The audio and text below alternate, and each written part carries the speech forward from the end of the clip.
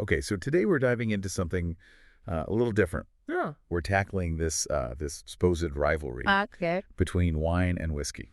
I like it. Yeah. So we're looking at the first episode from this podcast called Roundtable Wine Jokes and Secrets. Catchy. And they call this episode Wine versus Whiskey, the Ultimate Showdown.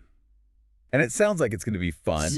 Yeah, like a playful back and forth with some history and some insider stories. Oh, I'm intrigued. Right. Are you ready to maybe discover a fun fact or two? Yeah. And maybe even rethink your own, drink of choice? I am always up for a good drink-related debate. Perfect. Well, then let's get right to it. Sounds good. So just from the description alone, Mm-hmm. seems like they're going for a pretty lighthearted vibe. Oh, yeah, definitely. But there's also this sense of like a real historical clash between these two drinks. Yeah, that ultimate showdown thing. Right. Like, what is it about wine and whiskey that has people picking sides for centuries? I think to really grasp that, we need to take a trip back in time. Okay, I like where this is going. So wine. Wine's been around for ages. Oh, yeah.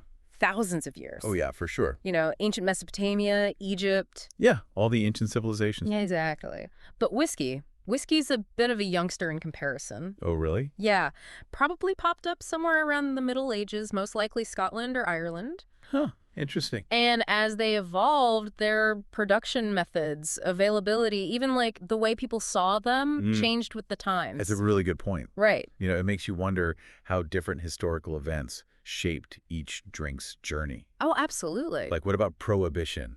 Oh, Didn't that impact them a differently? huge impact. Yeah. So whiskey was outlawed, Right. but wine got a pass, for religious purposes. Interesting. And that totally reshaped things. I bet. For example, sacramental wine production boomed, Wow. and it really shaped the American wine industry in a big way. Wow. I never thought about that. Yeah.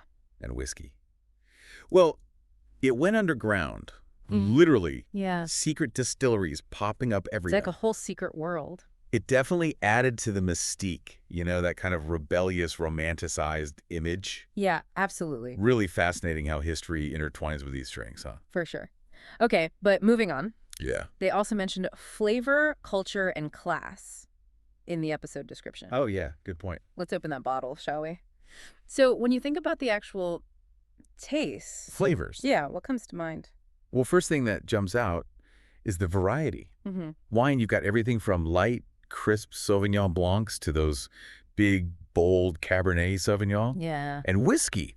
We're talking smoky Islays, smooth bourbons, spicy ryes. It's a whole world of sensations. It really is. And I think it goes beyond just the taste itself. Oh, absolutely. It's like how those flavors are experienced within different cultures. Yes, like Scotch and pubs, right? Totally. It conjures up a specific image. Like, I remember my first time trying Scotch. Yeah. It was in this dimly lit jazz bar. Oh, wow. I felt like a whole different world. Yeah. I don't know. It was Yeah, each drink comes with its own cultural baggage. totally. Wine, you often picture vineyards and like sophisticated settings. Oh, yeah, totally. Fine dining. Celebrations, toasts. Exactly. Whiskey, it's got a more, a rugged image maybe. Yeah, I get that. Like gatherings around a fireplace, sharing stories. Yeah, there were definitely stereotypes, but they're fun to think about. Oh, absolutely.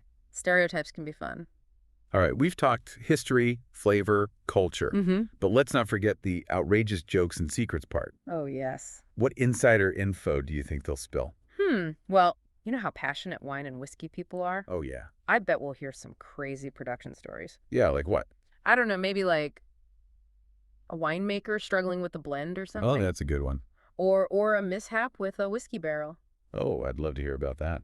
I'm curious about those secret societies. Oh, yeah. Are there rituals? There's gotta be.